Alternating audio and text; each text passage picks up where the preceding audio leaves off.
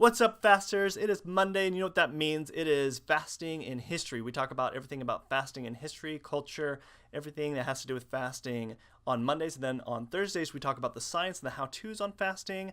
And then other random days, we'll talk about other health tips. So if you're new here, go ahead and consider subscribing if you want to know more about fasting and everything about fasting.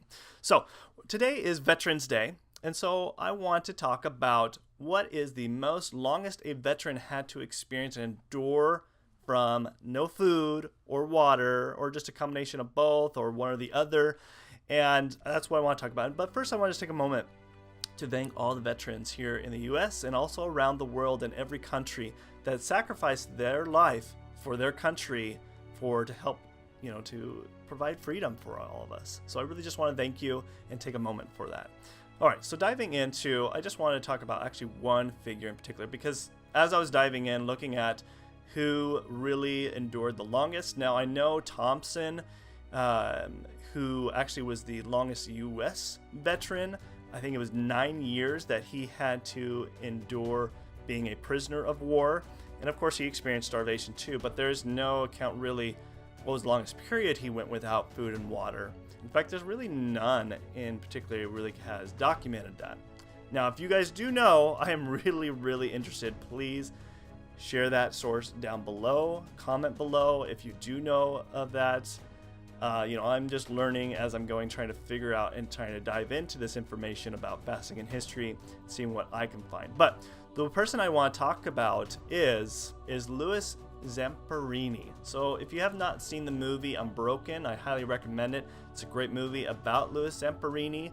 He was, if you guys don't know, an Olympic athlete, a runner, back in the day before World War II.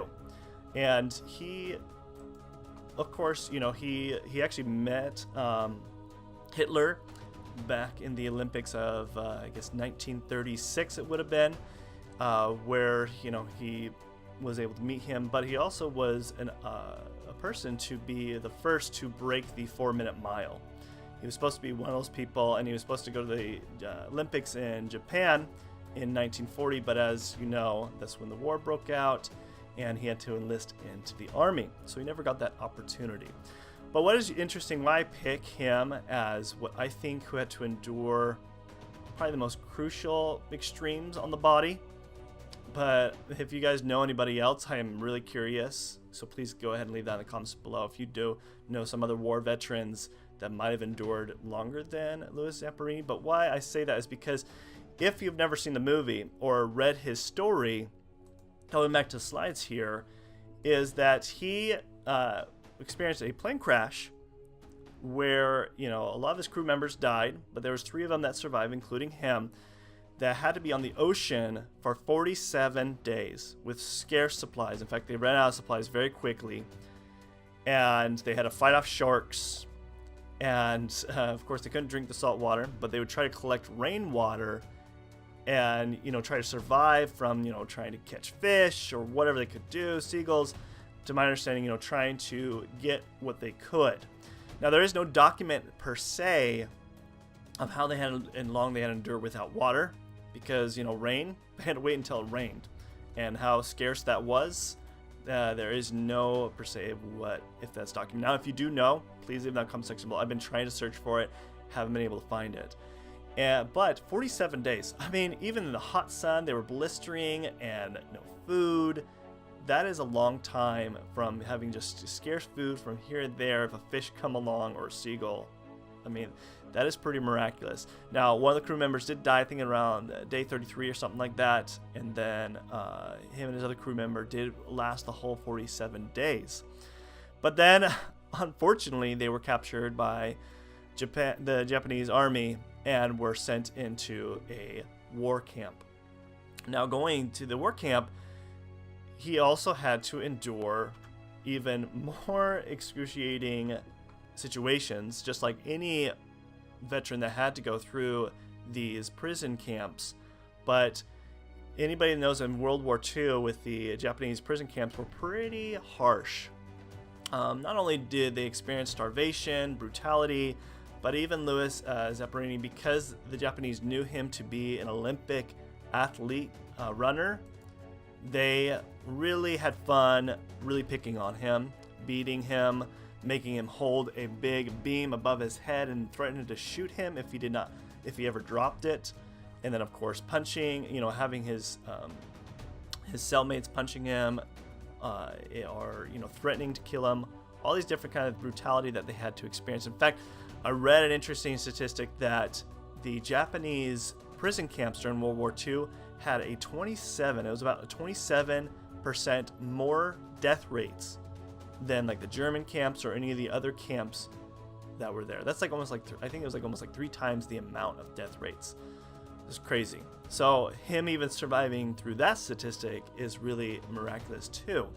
And there's been some interesting studies on the war camps in Japan that was in World War II, because not only they were a lot of harsh conditions, but they also wanted to look at more the malnourishment that they experienced. A lot of scurvy, a lot of environmental diseases that happen in that area in Japan that even war veterans today experience, and then even in the past, because there's not very many war veterans. In fact, it's really sad that I think there was another statistic that was on like 300 World War II veterans are dying every day, and I think we're like just below 500,000. There were 16 million war veterans that went here in the U.S. I'm talking about the U.S. 16 million war veterans that went out for World War II, and now there's about roughly just below, I think it's actually like 300 something thousand now war veterans that are alive today from World War II, and now about 300 plus are dying every day. But they have been doing a lot of studies on the malnourishment with the prisoner of war veterans in the Japan camps. And they found a lot of different scurvy, which not scurvy, but beriberi, which is a condition where vitamin B1 deficiency, which would make sense. But what I find unique about Louis Zamperini, I mean, he was 97. He passed away just last year. And the fact that he lived all the way to 97, that's pretty miraculous. Either he has really good genes, or does it have to do with maybe that fasting benefited a little bit of helping him through these harsh conditions? It's really tough to say, because even the research on the studies are very vague, because back then it wasn't documented very well. So it's really hard to say whether those kind of conditions extended life, or if it shortened their life. And in a lot of circumstances they did, because even like in World War I, a lot of the experiences that people had when they came back and refeeding, when you refeed somebody that's been through starving, that can be really huge, harsh conditions on the heart, especially if you don't refeed slowly. And so that caused a lot of deaths as well. So really it's hard to kind of see. But the reason why I wanted to point this out today, for one, is Veteran Days. And I wanted to kind of look at history back in the war to see what we can learn about fasting with these people that had to deal with starvation. But it is something to unique look at, and I hope you guys enjoy this video as much as I dived into studying it. Please do leave comments in the comment section below if you know any other sources, if you have any questions about this. Again, check out Unbroken, that video, it's great. And if you are new here, go ahead and subscribe to this channel. If you like this video, go ahead and give us a big thumbs up, share with your families and friends, and then over here is going to be the subscribe button that you can push on as always, and then other links I'll leave here of other videos that you can watch. Thank you for watching, you guys. Love you guys. Until next time, this is Dr. LeGrand out. Thanks. Bye.